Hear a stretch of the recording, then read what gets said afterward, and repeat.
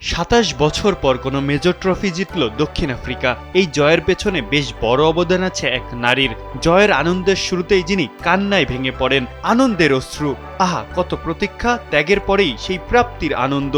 তীরে এসে তরি ডোবানো যাদের পরিচয় হয়ে দাঁড়িয়েছিল সেই আফ্রিকাকে অবিশ্বাস্য কামব্যাকে উৎসবের মুহূর্ত উপহার দিলেন অধিনায়ক বাভুমা, তাও কিনা লর্ডসের ময়দানে মাইটি অস্ট্রেলিয়ার বিপক্ষে। বাভুমা তখন লর্ডসের বিখ্যাত ব্যালকনিতে দলের সাথে আনন্দে উচ্ছ্বসিত, কিন্তু খেলোয়াড়দের পরিবারের ওই গ্যালারিটার দিকে তাকিয়েই আবেগ আর ধরে রাখতে পারলেন না তিনি।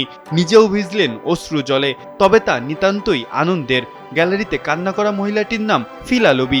সম্পর্কে তিনি টেম্বা বাবুমার স্ত্রী, তার সবচেয়ে বড় শক্তির জায়গাও বটে।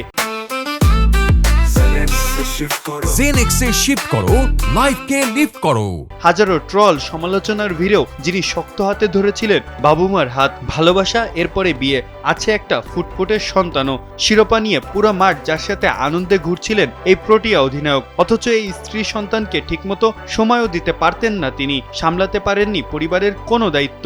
তবে লোবি কোনো অভিযোগ করেননি। বাবুমাকে বরাবরই বলেছেন মনোযোগ দিয়ে ক্রিকেটটা খেলতে, দেশকে গর্বের উপলক্ষ এনে দিতে, সমালোচনায় কান না দিতে। বাবুমা পেরেছেন অবশেষে। অপয়াদেশে ফুটিয়েছেন ফুল, পাশেই শক্ত হাতে যোগ্য সমর্থন দিয়েছেন লবি। পেশায় একজন ব্যবসায়ী তিনি, একটা সফল রিয়েল এস্টেট এজেন্সি চালান লবি। পরিবারও সামলান একা হাতে। সময় করে চলে এসেছিলেন ফাইনাল খেলাটা দেখতেও। তার স্বামীর হাত ধরেই চোকার তকমা ঝেড়ে ফেলল আফ্রিকা। পূর্ণতা পেয়েছে আফ্রিকার ক্রিকেট। পূর্ণতা মিলল হাজারো ত্যাগ আর কষ্টের। ক্রিকেট সুন্দর, ভালোবাসাটা বড্ড সুন্দর। ক্রিকেট আর ভালোবাসার এই গল্প মাঠের ওই সবুজ গালিচায় স্মৃতি রেখে যাবে হাজার বছর।